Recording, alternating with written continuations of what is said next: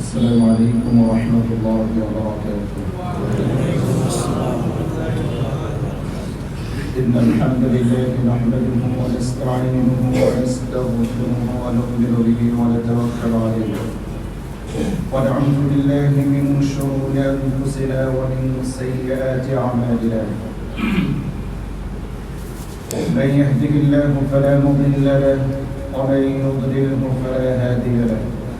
ونشهد أن لا إله إلا الله وحده لا شريك له ونشهد أن سيدنا مولانا محمدا عبده ورسوله صلى الله تعالى عليه وعلى آله وأصحابه وبارك وسلم تسليما كثيرا كثيرا.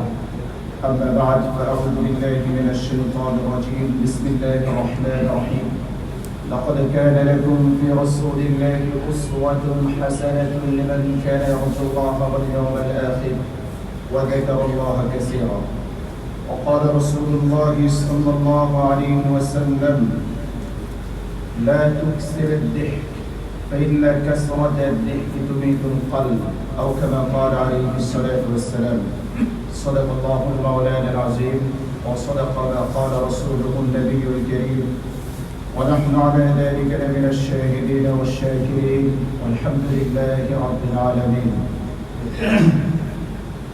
رب اشرح لي صدري ويسر لي أمري واحلل عقدة من لساني يفقهوا قولي.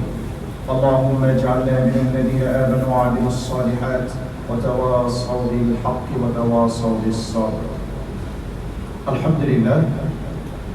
আল্লাহ জাল্লা জালালুহু ওয়া মানাওয়ারুহু লাখো কোটি শুকরিয়া যে রব্বুল ইজ্জত ওয়াল জালাল আমাকে আপনাকে সুস্থ রেখে পবিত্র জুমার দিনে জুমার সালাত আদায় করার জন্য আল্লাহ পাক মসজিদে আসার বসার তৌফিক দিয়েছেন। এজন্য মহান রব্বুল আলামিনের শুকরিয়া আদায় করি। সকলে বলি আলহামদুলিল্লাহ। আলহামদুলিল্লাহ। মুহতারাম হাজিরিন, আল্লাহ রব্বুল আলামিন আখির জামানার পয়গম্বর মুহাম্মদ রাসূলুল্লাহ সাল্লাল্লাহু আলাইহি ওয়াসাল্লামকে আমাদের জন্য রোল মডেল বানিয়েছেন, আমাদের জন্য আদর্শ বানিয়েছেন। জীবনের প্রত্যেকটি ক্ষেত্রে আমরা রাসূল করিম সাল্লাল্লাহু আলাইহি ওয়াসাল্লামকে ফলো করব, তার আদর্শ আমরা অনুকরণ করব যদি আমরা পিওর মুমিন হতে চাই, যদি আমরা খাঁটি মুসলিম হতে চাই। এর বিকল্প কোনো অপশন আমাদের জন্য নেই। মহাগ্রন্থ কোরআনুল কারীমের মধ্যে আল্লাহ সুবহানাহু ওয়া তাআলা জানিয়ে দিচ্ছেন, লাকাদ কানা লাকুম ফি রাসূলিল্লাহি উসওয়াতুন হাসানাহ। রাসূলের মধ্যে তোমাদের জন্য উত্তম আদর্শ নিহিত রয়েছে। আল্লাহ সুবহানাহু ওয়া তাআলা আমাদের জন্য অনুসরণীয়, অনুকরণীয়, আমাদের জীবন কিভাবে চলবে, আমাদের টোটাল লাইফের সব কিছু কিভাবে চলবে, এর জন্য রোল মডেল হলো বিশ্বনবী মুহাম্মদ রাসূলুল্লাহ সাল্লাল্লাহু আলাইহি ওয়াসাল্লাম। নামাজের ক্ষেত্রে আদর্শ মুহাম্মদ সাল্লাল্লাহু আলাইহি ওয়াসাল্লাম। আপনার নামাজটা যদি রাসূলের তরিকায় হয়, রাসূলের আদর্শ মোতাবেক হয়, আল্লাহর কাছে গ্রহণযোগ্য হবে, নতুবা হবে না। ঠিক একই ক্ষেত্রে একইভাবে যাকাতের ক্ষেত্রে রাসূল সাল্লাল্লাহু আলাইহি ওয়াসাল্লাম তার বাক্তানো পদ্ধতিতে আপনাকে যাকাত দিতে হবে। রোজার ক্ষেত্রে একই কথা, আপনি রাসূল সাল্লাল্লাহু আলাইহি ওয়াসাল্লামের শেখানো বাক্তানো পদ্ধতিতে পথে আপনাকে সিয়াম সাধনা করতে হবে, রোজা রাখতে হবে। হজ করবেন, নিজের মন গড়া পদ্ধতিতে হজ করলে সেটা চলবে না। রাসূল সাল্লাল্লাহু আলাইহি ওয়াসাল্লামকে ফলো করে, অনুসরণ করে, অনুকরণ করেই আপনাকে হজ আদায় করতে হবে। ঠিক একইভাবে আপনার মুআমালাত, মুআশারাত, আপনি ব্যবসা করবেন, বিজনেস করবেন, আপনি যদি সত্যিকার অর্থে একজন মুসলিম হতে চান, সত্যিকার অর্থে একজন মুমিন হতে চান, তাহলে আপনার বিজনেস রাসূল সাল্লাল্লাহু আলাইহি ওয়াসাল্লামের বাতলানো পদ্ধতিতে হতে হবে, তরিকায় হতে হবে। আপনি চাকরি করবেন, আল্লাহ রাসূল সাল্লাল্লাহু আলাইহি ওয়াসাল্লাম যে ফর্মুলা দিয়েছে, কোরআন ইসলাম আমাদেরকে যে ফর্মুলা দিয়েছে, আপনি সত্যিকার অর্থে একজন মুসলিম হতে চাইলে, পিওর মুমিন হতে চাইলে এর বাইরে যাওয়ার কোনো সুযোগ নেই। ঠিক একইভাবে আপনি রাজনীতি করবেন, যদি আপনি পিওর মুসলিম হতে চান, রাসূল সাল্লাল্লাহু আলাইহি ওয়াসাল্লাম তার আদর্শ, তার দেখানো পথ, এটার বাইরে যাওয়ার কোনো সুযোগ নেই। আপনি যদি অর্থনীতি ক্ষেত্রেও আল্লাহ রাসূল সাল্লাল্লাহু আলাইহি ওয়াসাল্লাম আপনার জন্য রোল মডেল। আল্লাহ সুবহানাহু ওয়া তাআলা টোটাল লাইফের জন্য আল্লাহ রাসূলকে আমাদের জন্য আদর্শ বানিয়েছেন। আল্লাহ রাব্বুল আলামিন বলেন, লাকাদ কানা লাকুম ফি রাসূলিল্লাহি উসওয়াতুন হাসানাহ। তোমাদের জন্য আল্লাহর রাসূলকে আল্লাহ রাব্বুল আলামিন রোল মডেল বানিয়েছেন, আল্লাহ রাসূলের মধ্যে আদর্শ রেখে দিয়েছেন। এজন্য জীবনের প্রত্যেকটি ক্ষেত্রে আপনাকে আল্লাহ রাসূলকেই ফলো করতে হবে, তার আদর্শ আপনাকে মানতে হবে। জীবনের কিছু ক্ষেত্রে আপনি ইবাদতের ক্ষেত্রে রাসূলকে আদর্শ মানবেন, কিন্তু ছেলেমেয়ের বিয়ের ক্ষেত্রে আপনি রাসূলকে আদর্শ মানবেন না, প্রিয় ভাই, তাহলে আপনি সত্যিকার অর্থে রাসূলের উম্মত হতে পারেননি। আপনি আল্লাহর রাসূলকে সত্যিকার অর্থে আদর্শ হিসেবে গ্রহণ করতে পারেননি। আপনি আল্লাহ রাসূল সাল্লাল্লাহু আলাইহি ওয়াসাল্লামকে আপনার জীবনের অন্যান্য ক্ষেত্রে যদি আপনি তাকে অ্যাভয়েড করে চলেন, এমনকি ক্ষেত্র বিশেষ আমাদের অবস্থাতে এমন হয়েছে যে আমরা রাসূলের আদর্শ তো জীবনে অ্যাপ্লাই করি না, বরং রাসূল সাল্লাল্লাহু আলাইহি ওয়াসাল্লামের আদর্শকে আমরা অস্বীকার করি। বরং সেকুলারিজমের ভূত আমাদের মাথায় এমনভাবে চেপে বসেছে, সেকুলারিজমের ভূত ড্রিল করে আমাদের মাথায় এমনভাবে ঢুকিয়ে দিয়েছে যে আল্লাহ রাসূল সাল্লাল্লাহু আলাইহি ওয়াসাল্লামকে টোটাল লাইফের জন্য আমরা আদর্শ মানতে অনেকে আমরা নারাজ, এমনকি আমরা অস্বীকার করে ফেলি, আমরা এটাকে মানতে একেবারেই নারাজ। আজকে দুঃখজনক হলেও সত্য, রাসূলের আদর্শ এটা উত্তম নাকি পশ্চিমাদের আদর্শ উত্তম, এর জন্য আমাদেরকে মুসলমানের সন্তানদের সাথে ডিবেট করতে হয়। মুসলমানদের সাথে আমাদের ডিবেট করতে হয় যে রাসূলের আদর্শ উত্তম নাকি Abraham Lincoln, Karl Marx, Socrates, Plato, মাও সেতুং তাদের আদর্শ উত্তম। এটা নিয়ে আমাদেরকে ডিবেট করতে হয় মুসলমানের বাচ্চাদের সাথে, মুসলমানের সন্তানের সাথে। অথচ এটা নিয়ে আমাদের ডিবেট করা উচিত হলো কাফিরদের সাথে, বেঈমানদের সাথে, ইহুদি খ্রিস্টান যারা আছে তাদের সাথে আমরা এটা নিয়ে ডিবেট করবো যে ইসলামের আদর্শ, রাসূলের আদর্শ, রাসূলের জীবন বিধান, রাসূলের দেওয়া থিওরি এটা উত্তম না কোনটা উত্তম। কিন্তু এই জায়গায় সেকুলারিজমের একটা বড় সফলতা এখানে যে আমাদের মন মস্তিষ্কের ভিতরে এমন ভাবে ঢুকাইয়ে দিয়েছে যে আমাদেরকে এখন মুসলমানদের সাথে এখানে ফাইট করতে হয়, ডিবেট করতে হয়। আপনি যদি মুসলিম দাবি করতে চান, কোরআনের স্পষ্ট ঘোষণা, একেবারে সুস্পষ্ট ঘোষণা, লাকাদ কানা লাকুম ফি রাসূলিল্লাহি উসওয়াতুন হাসানাহ, আল্লাহ রাব্বুল আলামিন রাসূলের মধ্যে আমাদের জন্য আদর্শ রেখে দিয়েছেন। আল্লাহ পাক এখানে বলেন নাই যে ইবাদতের ক্ষেত্রে তোমাকে আমি আদর্শ বানালাম, ইবাদতের ক্ষেত্রে মুসলমানদের জন্য রাসূল আদর্শ, অর্থনীতির ক্ষেত্রে রাসূল আদর্শ না, বরং ইহুদির আদর্শ। আল্লাহ পাক এটা বলেন নাই, আল্লাহ সুবহানাহু ওয়া তাআলা এটা বলেন নাই। ইবাদতের ক্ষেত্রে আল্লাহ রাসূল আদর্শ, রাষ্ট্র পরিচালনার ক্ষেত্রে পশ্চিমার আদর্শ। আপনি যদি এটাই বিশ্বাস করেন, এটাই মানেন, এটাই স্বীকার করেন, তাহলে আমাদেরকে সরি বলতে হবে, আপনাদেরকে আমরা মুসলিম বলতে পারবো। কেন? আল্লাহ রাব্বুল আলামিন টোটাল লাইফের জন্য আল্লাহ রাসূলকে আমাদের জন্য আদর্শ বানিয়েছেন। কোরআনের স্পষ্ট ঘোষণা, আল-ইয়াওমা আকমালতু লাকুম দীনাকুম ওয়া আতমামতু আলাইকুম নি'মাতি। আল্লাহ বলেন, আজ আমি তোমাদের জন্য তোমাদের দ্বীনকে পরিপূর্ণ করে দিলাম। ইসলাম পূর্ণাঙ্গ জীবন বিধান, কমপ্লিট কোড অফ লাইফ। ইসলাম কোনো ল্যাংড়া, কোনো খোঁড়া, কোনো লোলা কোনো জীবন বিধান নয় যে আপনাকে অন্য কারো কাছ থেকে কোনো কিছু ধার করে আনতে হবে, আপনাকে কামালের মতো ভিক্ষার ঝুলি নিয়ে পশ্চিমাদের দ্বারস্থ হতে হবে। আদর্শ গ্রহণ করার জন্য অন্যান্য জাতির কাছে যেতে হবে। নো, ইসলাম এরকম অপূর্ণাঙ্গ নয়, ইসলাম এরকম অপূর্ণাঙ্গ নয়। আপনি যদি অপূর্ণাঙ্গ মনে করেন তাহলে আপনি আল্লাহর আয়াতকে অস্বীকার করলেন। আল্লাহ বলছেন আমি দ্বীনকে পূর্ণাঙ্গ করে দিলাম, আল্লাহ বলছেন আমি ইসলামকে পূর্ণাঙ্গ করে দিলাম, আর আপনি বোঝাতে চাচ্ছেন আপনার অ্যাক্টিভিটিস, আপনার কর্মকাণ্ড, আপনার বিশ্বাস, আপনার আকীদা, আপনার ফেথ এগুলো প্রমাণ করছে যে আপনি ইসলামকে ল্যাংড়া লোলা মনে করেন। এটা সেকুলারিজমের বয়ান, এটা সেকুলারিজমের বয়ান যে ইসলাম তুমি ব্যক্তিগত জীবনে পালন করো, কোনো সমস্যা নেই, সামাজিকভাবে রাষ্ট্রীয়ভাবে ইসলামকে পালন করা যাবে না, এটা সেকুলারিজমের বয়ান। তাদের ন্যারেটিভ, এই ন্যারেটিভ আমাদের মাথায় জেগে বসেছে, এই ন্যারেটিভ আমাদের মাথায় জেগে বসেছে। সেকুলারিজমের ডেফিনিশন কি? অক্সফোর্ড ডিকশনারিতে সেকুলারিজমের সংজ্ঞা কি দিয়েছে? The ডক্টরিন that state morality, education should be separated from religion. Secularism হচ্ছে এমন একটা নীতি যেগুলো রাষ্ট্র, তারপরে সমাজ, রাষ্ট্র, স্টেট, মোরালিটি, নৈতিকতা, এডুকেশন, শিক্ষা।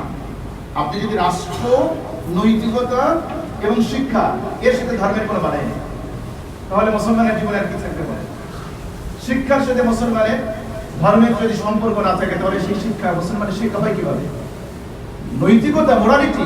আরে ধর্ম ছাড়া মোরালিটির ধারণাটা কি? এটা তো অনর্থক। কোন মোরালিটিকে আপনি স্ট্যান্ডার্ড ধরবেন আমাকে বোঝান তো।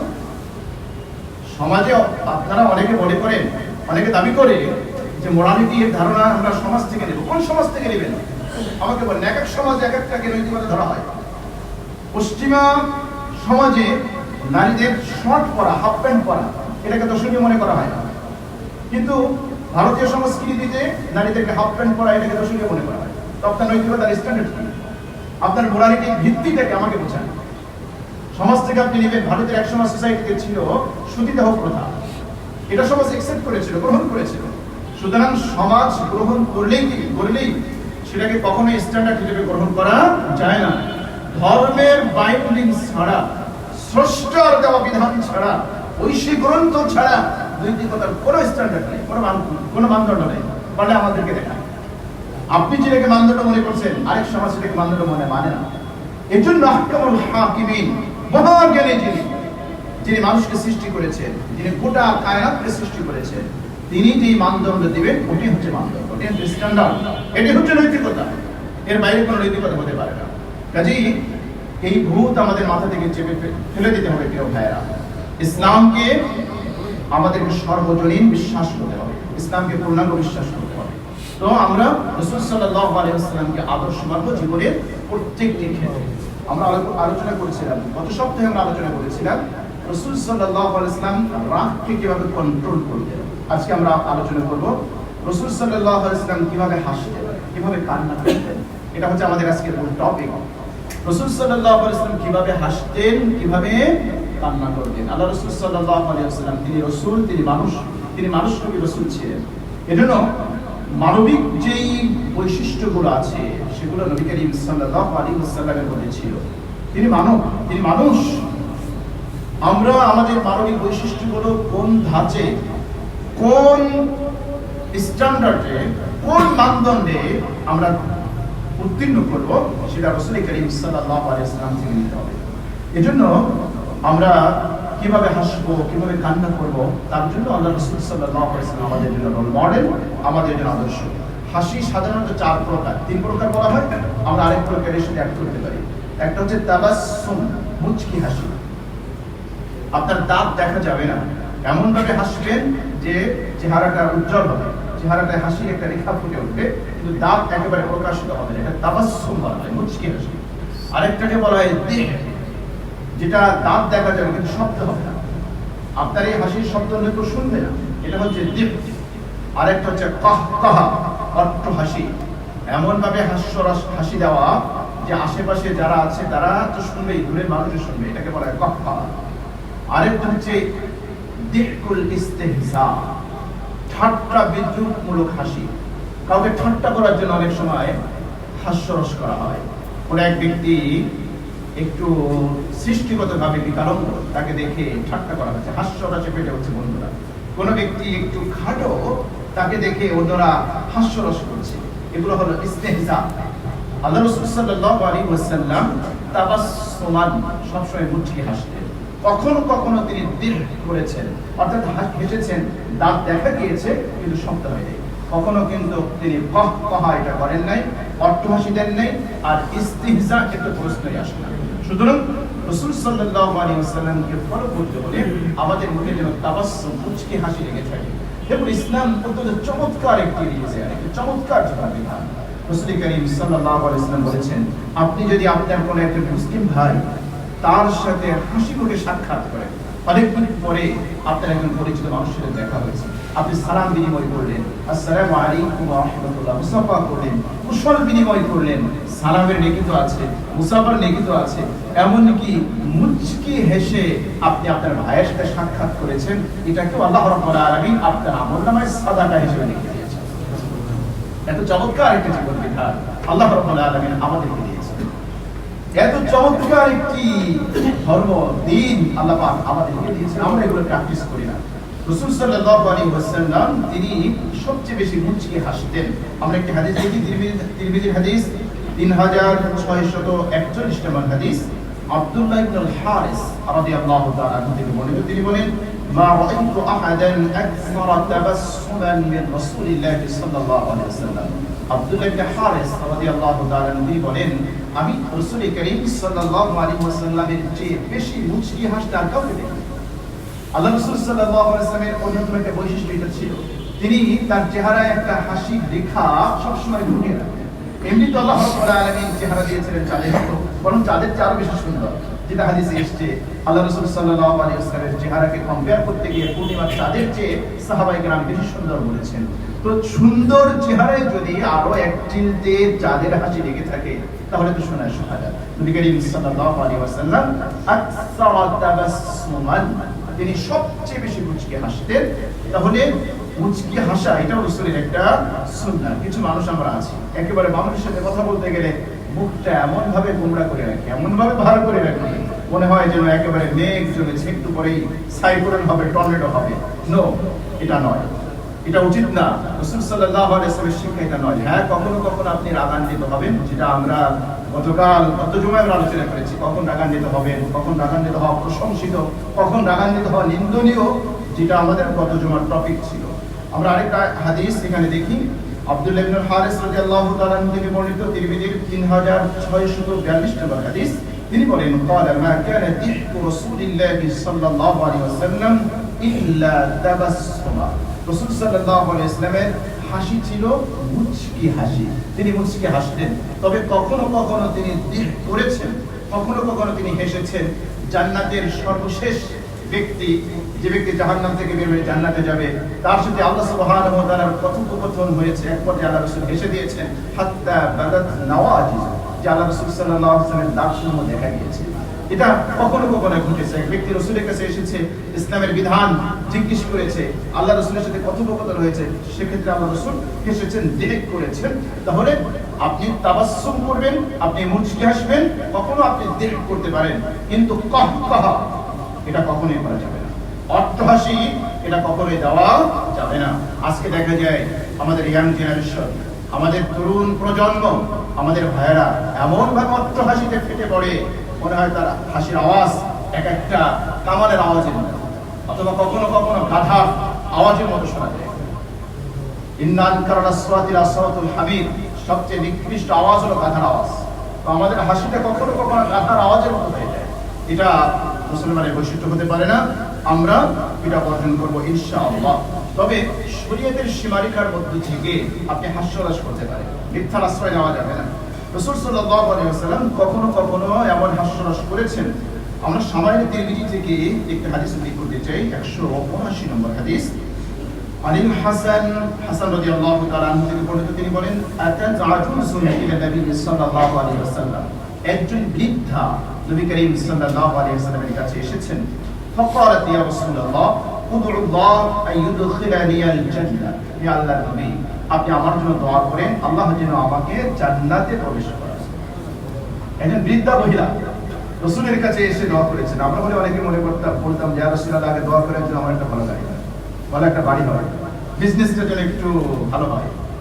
সাহাবায়ে কেরামের চিন্তা চেতনা, তাদের অধিকাংশ ক্ষেত্রে তারা যত কিছুই বলেছেন আল্লাহ রাসূলকে, সব কিছু আখিরাত কেন্দ্রিক।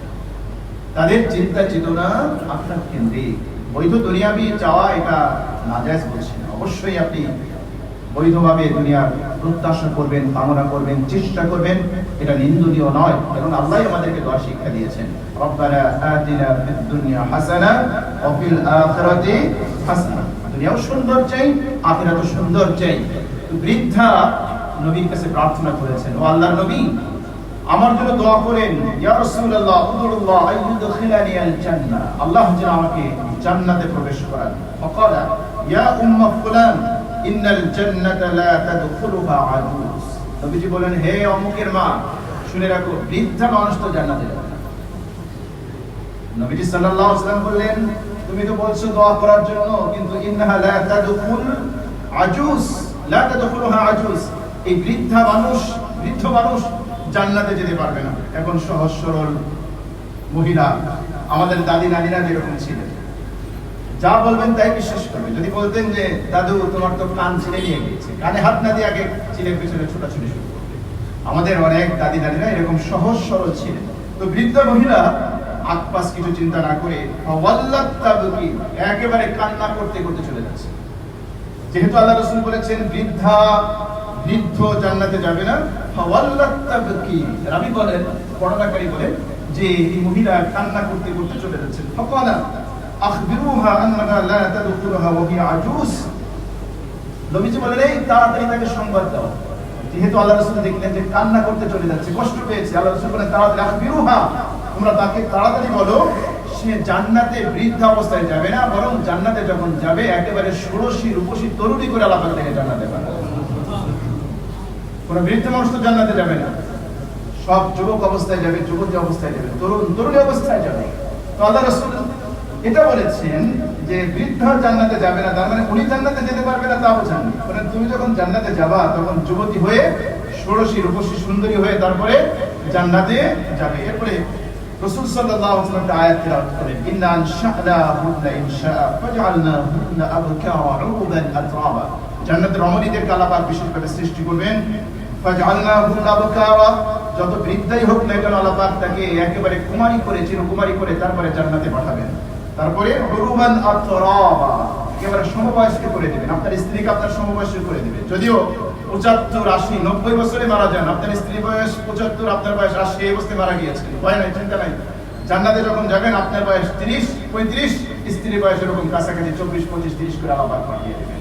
তো এটাই বলেছেন উরুবান আতরাবা। তাহলে আমরা দেখলাম যে আল্লাহ রাসূল সাল্লাল্লাহু আলাইহি ওয়াসাল্লাম এখানে হাস্যরস করেছেন, তবে রাসূল সাল্লাল্লাহু আলাইহি ওয়াসাল্লাম কখনোই তিনি কোনো মিথ্যার আশ্রয় নিতেন না। আমরা আরেকটা হাদিস দেখি, আবু দাউদ শরীফের হাদিস 4998 নম্বর হাদিস। আনাস ইবনে মালিক রাদিয়াল্লাহু তাআলা আনহু থেকে বর্ণিত, তিনি বলেন আন্না রাজুলান আতা নবী সাল্লাল্লাহু আলাইহি ওয়াসাল্লাম, এক ব্যক্তি রাসূল করিম সাল্লাল্লাহু আলাইহি ওয়াসাল্লামের কাছে এসে বললেন, ইয়া রাসূলুল্লাহ, হে আল্লাহর রাসূল, ইহমিলনি, আমাকে একটা বাহন দেন, আমাকে একটা উট দেন, আমার কোনো বাহন নেই যাতে করে আমি উটে করে আমার বাড়িতে যেতে পারি। قال النبي صلى الله عليه وسلم إنا حاملوك على ولد ناقة, নবীজি সাল্লাল্লাহু আলাইহি ওয়াসাল্লাম বলেন, ঠিক আছে আমি তোমাকে একটা উটের বাচ্চা দেব। নবীর কাছে একটা উট চেয়েছে, নবীজি বললেন ইন্না হামিলুকা আলা নাকাতিন, আমরা তোমাকে একটা উটনির বাচ্চা দিব। قال وما أصنع بولد الناقة, এই ব্যক্তি বলেন হে আল্লাহর রাসূল, উটনির বাচ্চা দিয়ে আমি কি করব? উটনির বাচ্চা তো আরোহণ করা যাবে না, ছোট বাচ্চা, কেমনে আমি যাব?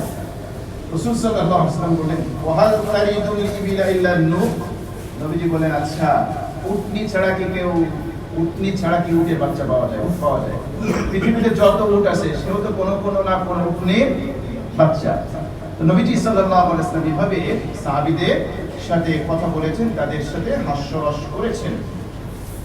আমরা আরেকটা হাদিস দেখি, আনাস ইবনে মালিক রাদিয়াল্লাহু তাআলা আনহু থেকে বর্ণিত, ক্বালা লি রাসূলুল্লাহ সাল্লাল্লাহু আলাইহি ওয়াসাল্লাম ইয়া যাল উযনাই, আনাস রাদিয়াল্লাহু তাআলা আনহু যেহেতু রাসূলের খাদেম ছিলেন, রাসূলের খেদমত করতেন, এজন্য রাসূল সাল্লাল্লাহু আলাইহি ওয়াসাল্লাম মহব্বত করে কখনো কখনো বলতেন ইয়া যাল উযনাই, হে দুই কানওয়ালা, হে দুই কানওয়ালা।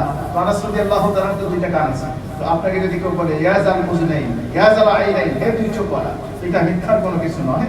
মাঝে মাঝে নবী সাল্লাল্লাহু আলাইহি ওয়াসাল্লাম এভাবে কথা বলেছেন। তবে আমরা অনেকেই আছি যারা মানুষকে হাসানোর জন্য আমরা মিথ্যা কথা বলি, নবী সাল্লাল্লাহু আলাইহি ওয়াসাল্লাম কঠোরভাবে এটাকে নিষেধ করেছেন। আমরা আবু দাউদ শরীফের 4990 নম্বর হাদিসে দেখতে পাই, নবী সাল্লাল্লাহু আলাইহি ওয়াসাল্লাম বলেছেন ওয়াইলুল লিল্লাযী ইউহাদ্দিস ফায়াকযিব লিইউদহিকা বিহিল কওমা ওয়াইলুল লাহু ওয়াইলুল লাহু। রাসূল সাল্লাল্লাহু আলাইহি ওয়াসাল্লাম তিনবার ধ্বংস কামনা করেছেন। যে ব্যক্তি মিথ্যা কথা বলে মানুষকে হাসায়, আছে না এরকম? সমাজে অনেক মানুষ আছে না, মিথ্যার আশ্রয় নিয়ে মানুষকে হাসায়, মানুষকে আনন্দ দেওয়ার জন্য একেবারে ডাহা মিথ্যা কথা বলে। নবীজি বলেন ওয়াইলুল লাহু ওয়াইলুল লাহু ওয়াইলুল লাহু, এর জন্য ধ্বংস, এর জন্য ধ্বংস, এর জন্য ধ্বংস। তো এটা কখনোই করা যাবে না। আপনি যদি কখনো পরিচিত বন্ধু বান্ধব, প্রিয়জন, স্ত্রী, পরিবার, তাদের সাথে কখনো যদি হাস্যরস করেন, তাহলে অবশ্যই আপনাকে শরীয়তের সীমারেখার মধ্যে থাকতে হবে। কোনো মিথ্যার আশ্রয় নেওয়া যাবে না, কোনো মিথ্যা কথা বলা যাবে না। রাসূল সাল্লাল্লাহু আলাইহি ওয়াসাল্লাম তিনি কিভাবে কান্না করতেন? নবী সাল্লাল্লাহু আলাইহি ওয়াসাল্লাম তিনি কম হাসতেন, তবে ওই কম হাসতেন না, তিনি তিমির করতেন আর বেশি করতেন তাবাসসুম। তার চেহারায়, তার ঠোঁটে তাবাসসুম অর্থাৎ মুচকি হাসি লেগে থাকতো। আল্লাহ রাসূল সাল্লাল্লাহু আলাইহি ওয়াসাল্লাম বিশেষ কিছু ক্ষেত্রে তিনি কান্না করেছেন, যেগুলো আমরা হাদিস থেকে পাই। রাসূল সাল্লাল্লাহু আলাইহি ওয়াসাল্লাম স্বাভাবিকভাবে কোনো দুঃখী মানুষ, কোনো মুসিবতে আক্রান্ত মানুষ, কোনো বিপর্যস্ত মানুষ, এদেরকে দেখলে আল্লাহ রাসূলের অন্তরটা ব্যথিত। আল্লাহ রাসূল সাল্লাল্লাহু আলাইহি ওয়াসাল্লাম এদের জন্য সারাটি জীবন ব্যতীত হয়েছে। আত্মমানবতার সেবার জন্য রাসূল নিজের জীবনকে উৎসর্গ করে দিয়েছেন। আল্লাহ রাসূল সাল্লাল্লাহু আলাইহি ওয়াসাল্লাম যখন হিরা গুহায় ছিলেন, প্রথম ওহী প্রাপ্ত হলেন, তিনি মানুষ ছিলেন, মানবিক কিছু ইমোশন তার ভিতরে ছিল। জিবরিল আলাইহিস সালাতু ওয়াস সালাম এসে যখন সর্বপ্রথম বুকের সাথে তাকে আলিঙ্গন করেছিলেন, চাপ দিয়েছিলেন তিনবার, তিনি কিছুটা ভীত সন্ত্রস্ত হয়েছিলেন। বুখারী শরীফের 2 নম্বর হাদিসের মধ্যে, বুখারীর হাদিসের মধ্যে এসেছে, নবীজি সাল্লাল্লাহু আলাইহি ওয়াসাল্লাম যখন ফিরে আসলেন আম্মা জান খাদিজাতুল কুবরা রাদিয়াল্লাহু তাআলা আনহার কাছে, তিনি এসে বললেন, খাদিজা, আমার জীবনের উপর আমার আশঙ্কা হচ্ছে। তখন আম্মা জান খাদিজাতুল কুবরা বলেছিলেন, কাল্লা ওয়াল্লাহি লা ইউসিকাল্লাহু আবাদা, আল্লাহর কসম কখনোই না, এটা হতে পারে না। এরপরে আম্মা জান খাদিজাতুল কুবরা রাদিয়াল্লাহু তাআলা আনহা অনেকগুলো রাসূলের বৈশিষ্ট্য উল্লেখ করেছেন। তখনও কিন্তু তিনি নবুয়ত প্রাপ্ত হন নাই। নবুয়ত প্রাপ্তির পূর্বের ঘটনা, আম্মা জান খাদিজাতুল কুবরা বেশ কয়েকটি বৈশিষ্ট্য তিনি উল্লেখ করেছিলেন। ইন্নাকা লা তাসিলুর রাহিম, উল্লেখ করেছেন আপনি আত্মীয়তার সম্পর্ক রক্ষা করেন। ওয়া তাকরিদ দাইফা, আপনি মেহমানদারি করেন, আপনি মেহমানের সাথে ভালো আচরণ করেন। এরপরে নবীজি সাল্লাল্লাহু আলাইহি ওয়াসাল্লাম বলেছেন, আম্মা জান খাদিজাতুল কুবরা বললেন, ওয়া তাহমিলুল কাল্লা, সমাজের যারা বোঝা, যারা মানুষ তাদের দায়িত্ব নিতে চায় না, আপনি এমন একজন মানুষ, আপনি এই মানুষগুলোর দায়িত্ব গ্রহণ করেন, নিজের কাঁধে তুলে নেন। ওয়া তাহমিলুল কাল্লা, এরপরে আম্মা জান বললেন, ওয়া তাকসিমুল মাদুম, আপনি সমাজের যারা বঞ্চিত মানুষ, অধিকার বঞ্চিত মানুষ, এই মানুষগুলোর জন্য আপনি কষ্ট করেন, আপনি পালন করেন। আল্লাহু আকবার। ওয়া তুঈনু আলা নওয়াইবিল হক, বিপদগ্রস্ত মানুষের জন্য আপনি সহযোগিতার হাত বাড়িয়ে দেন। কয়টা বৈশিষ্ট্য উল্লেখ করেছেন বলেন না? কয়টা? 5টা। কয়টা উল্লেখ করেছেন? 1 নাম্বার, আপনি মেহমানদারি করেন, আপনি আত্মীয়তার সম্পর্ক বজায় রাখেন। 2 নাম্বার, আপনি মেহমানদারি করেন। 3 নাম্বার, সমাজের যারা বোঝা, এই মানুষগুলোর দায়িত্ব আপনি কাঁধে তুলে দেন, এতিম, অনাথ, দুস্থ। 3 নাম্বার, যারা সমাজের বঞ্চিত মানুষ, এই মানুষগুলোর জন্য আপনি উপার্জন করেন, তাকসীব, আপনি উপার্জন করেন। 5 নাম্বার, বিপদগ্রস্ত মানুষকে আপনি সহযোগিতা করেন। আপনি একটু চিন্তা করেন তো ভাই, 5টি গুণ আপনার আমার মধ্যে কতটুকু আছে? এই 5টি বৈশিষ্ট্য নবুয়ত প্রাপ্তির পূর্বে রাসূলের মধ্যে ছিল। বুখারীর হাদিস আপনাকে শোনাচ্ছি, এবং আম্মা জান বলছেন এই 5টি বৈশিষ্ট্য যার মধ্যে থাকে, আল্লাহ তাকে তো লাঞ্ছিত করতে পারেন না। বাস্তবতা এটি। আপনি 5 কোয়ালিটি অর্জন করেন, আপনি বিশ্বাস করেন, আর সবটাকে অনার করবেন, ভালোবাসবেন, এটা মানবতার উৎকর্ষ সাধনের জন্য এই যে চমৎকার কোয়ালিটির হতে পারে না। আখির জামানের পয়গম্বর নবুয়ত প্রাপ্তির পূর্ব থেকেই তিনি মানুষের জন্য নিবেদিত প্রাণ ছিলেন, মানুষের জন্য তার অন্তরটা কাঁদত, ব্যথিত হতো। আজকে আমাদের কালচার কি? একজন বিপদগ্রস্ত হয়েছে, আমরা কেউ দেখাই না। এটা রাসূলের বৈশিষ্ট্য ছিল না। পারিপার্শ্বিকতার কারণে অনেক সময় নিজেকে সেফ রাখার জন্য অনেক এটা করি, কিন্তু আল্লাহ রাসূলের শিক্ষা এটা নয়। রাসূলের খাঁটি উম্মতের বৈশিষ্ট্য হতে পারে না। রাসূলের উম্মত খাঁটি উম্মত সে হবে রাসূলের ক্যারেক্টার, রাসূলের বৈশিষ্ট্যের নমুনা যার মধ্যে পাওয়া যায়। আপনি আশিক রাসূল দাবি করেন, আপনি রাসূলের উম্মত দাবি করবেন, অথচ রাসূলের বৈশিষ্ট্য আপনার আমার মধ্যে পাওয়া যাবে না। এই রাসূলের আশিক, রাসূলের খাঁটি উম্মত দাবি করার ক্ষেত্রে আমরা সত্যবাদী, আমরা মিথ্যাবাদী, এটা হতে পারে না। আম্মা জান খাদিজাতুল কুবরা রাদিয়াল্লাহু তাআলা আনহা রাসূলকে আগে থেকে অবজার্ভ করেছে, এজন্য তিনি সান্ত্বনার বাণী শুনিয়েছেন। এমন একজন সহধর্মী আসলে জীবনে দরকার। মানুষের বিপদের সময়, মানুষের যখন জীবনে সান্ত্বনার সময় আপনি বিপদগ্রস্ত হয়েছে, ধরুন আপনার অফিস থেকে আপনার চাকরিটা চলে গিয়েছে, কোনো কারণে চাকরি চলে গিয়েছে, বাসায় আসলেন, স্ত্রী জিজ্ঞেস করলো কি হয়েছে, চাকরিটা চলে গিয়েছে, বস না করে দিয়েছে। আমি জানতাম তোমার মতো অপদার্থ দিয়ে দুনিয়া কিছু হবে, তোমার দ্বারা দুনিয়া কিচ্ছু হবে না, তোমার সাথে বিয়ে বসে আমার জীবনটা শেষ। বলুন তো, এক ঝড় গিয়েছে, চাকরি চলে গেছে, আবার বাসায় এসে আবার করবেন, আবার সাই করবেন। আর ওই সময় যদি স্ত্রী মুচকি হাসি দিয়ে ব্যাগটা হাত থেকে নিয়ে বলে, আপনি চিন্তা করবেন না, আপনি ভাববেন না, আল্লাহ রাব্বুল আলামিন পৃথিবীর অনেক মাখলুকাতকে খাওয়ায়, কুকুর, বিড়াল, শিয়াল, কাউকে না খেয়ে রাখেন না। আমরা আশরাফুল মাখলুকাত, আমরা আখির জামানার পয়গম্বরের উম্মত, আমাদেরকে আল্লাহ পাক না খেয়ে রাখবেন। আপনি একটু চিন্তা করবেন, আল্লাহ এর জন্য ভালো ব্যবস্থা করবেন। আপনি জানেন একজন মানুষ, একজন পুরুষের জীবনে এরকম একটা সান্ত্বনার বাণী কোটি কোটি টাকার জীবনের হীরার চেয়েও মূল্যবান।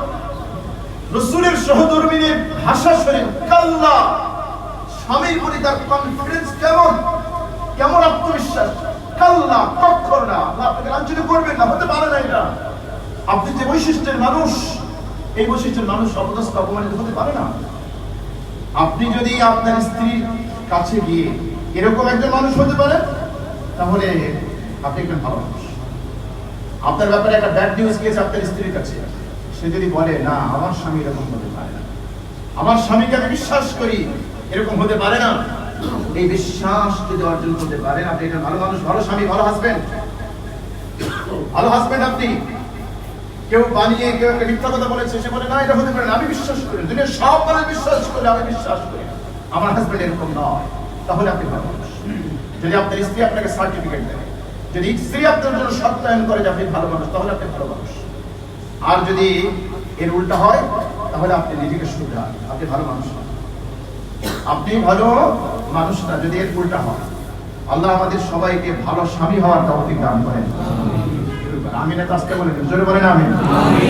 ভালো স্বামীর অনেক মূল্য, ভালো স্বামীর অনেক মূল্য। নবীজি সাল্লাল্লাহু আলাইহি ওয়াসাল্লাম তিনি ভালো স্বামী ছিলেন, ভালো হাজবেন্ড ছিলেন, ভালো হাজবেন্ড তিনি ছিলেন। সুতরাং ভালো হাজবেন্ড হওয়ার চেষ্টা করুন। শুধু স্ত্রীর কাছ থেকে অধিকার আদায় করে নেবেন, নিজের অধিকার আদায় করে নেবেন, কিন্তু আপনার দায়িত্ব, কর্তব্য, আপনার রেসপন্সিবিলিটি কি আছে সে ব্যাপারে উদাসীন থাকবেন। ইসলামের শিক্ষা দেয় আপনার উপর যেরকম, আপনি যেরকম স্ত্রীর উপর অধিকার আছে, আপনার স্ত্রীর অধিকার আপনার উপর আছে। ওয়ালাহুন্না মিসলুল্লাযী আলাইহিন্না বিল মারুফ। ইসলাম কি কত চমৎকার ধর্ম, কত চমৎকার জীবন বিধান। একতরফাভাবে আপনি স্ত্রীর উপর অধিকার খাটাবেন, নো, কোরআনের বাণী এটা নয়। ওয়ালাহুন্না মিসলুল্লাযী আলাইহিন্না বিল মারুফ। তোমাদের যেরকম অধিকার আছে স্ত্রীদের উপরে, স্ত্রীদেরও তোমাদের উপর ন্যায়সঙ্গত অধিকার আছে। আল্লাহ, ওরা তো কোরআন পড়বেও না, কোরআনের ধারে কাছেও আসবে না। যেভাবে আমাদের মগজ ধুলাই করবে, মগজ ধুলাই হয়ে ইসলামের বিরুদ্ধে আমরা যাচ্ছি তাই পড়াশোনা। কোরআন পড়ুন। ইসলাম নারীকে যে অধিকার দিয়েছে, আমরা আলাদা টপিক নিয়ে আলোচনা করবো ইনশাআল্লাহ।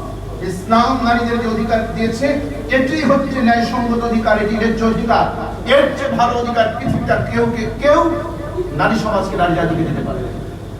ইসলাম দিয়েছে, এটা আমরা আত্মবিশ্বাসের সাথে বলতে পারি আলহামদুলিল্লাহ। এটা নিয়ে আমরা ডিবেট করতে পারি, এটা নিয়ে আমরা বিতর্ক করতে পারি। ইসলাম যে নারী অধিকার দিয়েছে, পৃথিবীর অন্য কোন ইসলাম, অন্য কোন মতবাদ, অন্য কোন কিছু এর ধারে কাছে, এটা আমরা একেবারে বিন সামিমিল কলব, হৃদয়ের গভীর থেকে আত্মবিশ্বাসের সাথে আমরা বলতে পারি আলহামদুলিল্লাহ।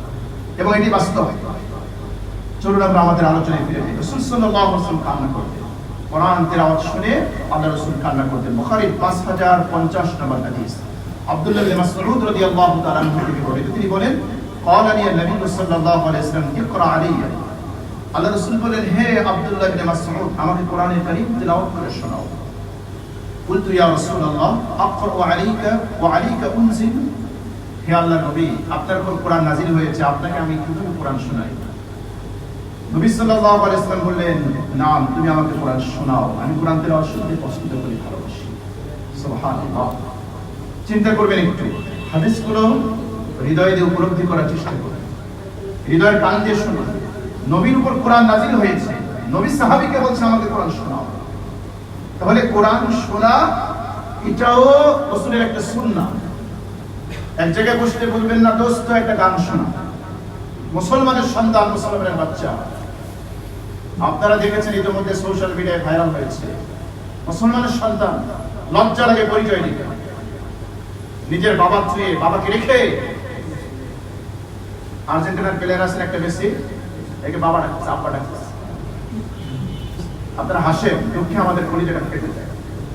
রাসূল বলেছেন, যে ব্যক্তি নিজের বাবাকে রেখে অন্য কোন ব্যক্তিকে বাবা ডাকবে, জেনে শুনে তার উপর জান্নাত হারাম। এটা আল্লাহ রাসূলের ঘোষণা। ওকে জিজ্ঞেস করা হয়েছে, তুমি কি তোমার জন্মদাতা বাবা থেকে ওকে বেশি ভালোবাসো? হ্যাঁ, বেশি ভালোবাসি। তাহলে এই আছে মুসলমানের সন্তান, মুসলমানের বাচ্চা।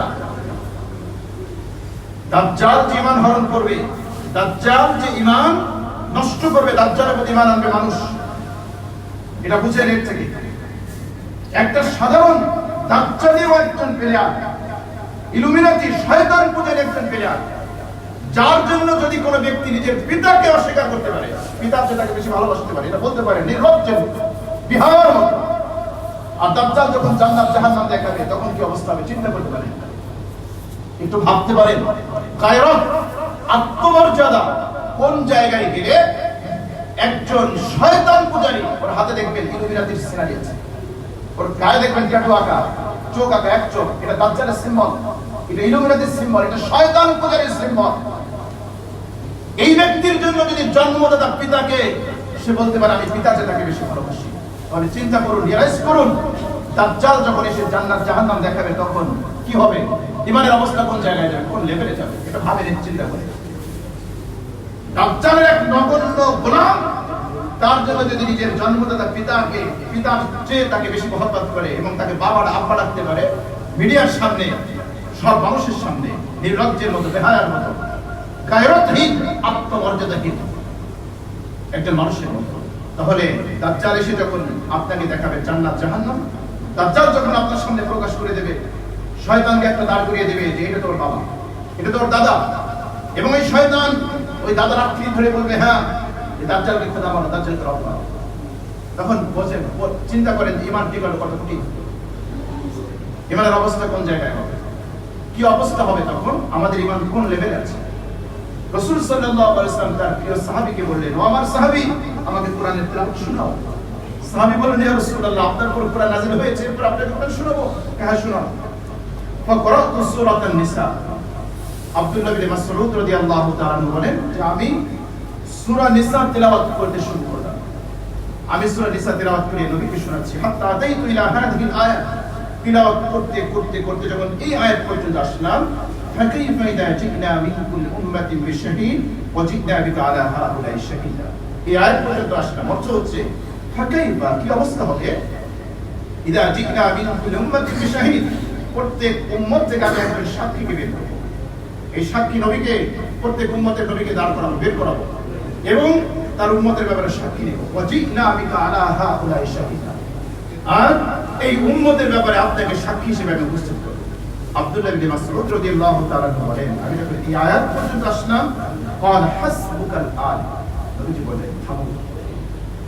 ফালতাফাতু ইলাইহি বাইনা আইনাহু তাসরিফান, সাহাবী বলেন আমি নবীর দিকে ফিরে তাকালাম, দেখলাম নবীর দুই চোখ বেয়ে বেয়ে অশ্রু গড়িয়ে পড়ছে। কোরআন তেলাওয়াত শুনে কান্না করার নবীর বৈশিষ্ট্য। আরে আপনার প্রিয় দল হেরে গিয়েছে, এজন্য আপনি কাঁদতে কাঁদতে পাগল হয়ে গেছেন। আল্লাহর প্রেমে কয়দিন কেঁদেছেন, রাসূলের মহব্বতে কয়দিন কেঁদেছেন, চিৎকার করে পাগলের মতো কান্না করে একটা দল হেরে গেছে এজন্য, অথচ হাজার হাজার মাইল দূরে তাদের বাড়ি। আপনার কান্না করলেও কিচ্ছু আসে যায় না, না করলেও তার কিচ্ছু যায় আসে না। এমন যদি হতো যে আপনি কান্না করেছেন, আপনি কোটি টাকা পেয়েছেন, এমন যদি হতো যে আপনি কান্না করার কারণে ওই প্লেয়ার আপনাকে লক্ষ লক্ষ টাকা পাঠিয়েছে, তাহলে না বুঝতাম। কিন্তু আপনার কান্না কিচ্ছু যায় আসে না, সে আপনার কান্নাকে কোনো পরোয়া করে না। তারপরে আপনি কাঁদতে কাঁদতে বেহুশ, তারপরে আপনি কান্না কাঁদতে করতে পাগল, আবার দাবি করেন মুসলমান, আবার দাবি করেন আখিরি জামানার পয়গম্বরের রূপা। লজ্জা করেন আপনার আত্মমর্যাদা বলতে কিচ্ছু নাই, আপনার তো লজ্জা করা উচিত, লজ্জা করা উচিত আপনার।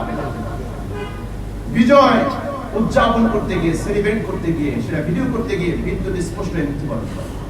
চিন্তা করতে পারেন মৃত্যুটা কোন লেভেলে হয়। জয় পরাজয় নিয়ে এত বাদাবাদি কিসের? ইউরোপ থেকে একটা প্রতিবেদন করেছে একজন, যেখানে বিশ্বকাপ খেলা হচ্ছে, প্রতিবেদনটা দেখলাম, তিনি বলছেন এর কোনো ঘরেও কোনো পতাকা নেই, কোনো দলের কোনো মাতামাতি নেই, কোনো কিচ্ছু নেই, অথচ বাঙালি কি অবস্থা, কি দুরবস্থা। যদি নিজের দেশের খেলা হতো তাও তো একটা কথা ছিল, তাও তো না, অথচ এর জন্য রাত জেগে জেগে আপনি বসে থাকেন। মুয়াজ্জিনের কণ্ঠে আওয়াজের ধ্বনি, আসসালাতু খায়রুম মিনান নাওম, আপনার কর্ণপুরে হিট করে না, একজনকে আঘাত করে না, আপনি ফজরের নামাজে একদিন আসেন না, বছর চলে যায়। প্রিয় দলের খেলা দেখার জন্য রাত ৩টা পর্যন্ত জেগে থাকুন। আমাদেরকে গালি দিতে পারেন, আমাদের বক্তব্য যখন আপনাদের কর্ণ করে যায় তখন আমাদেরকে ইচ্ছা মতো গালি দেন, কোনো সমস্যা নেই।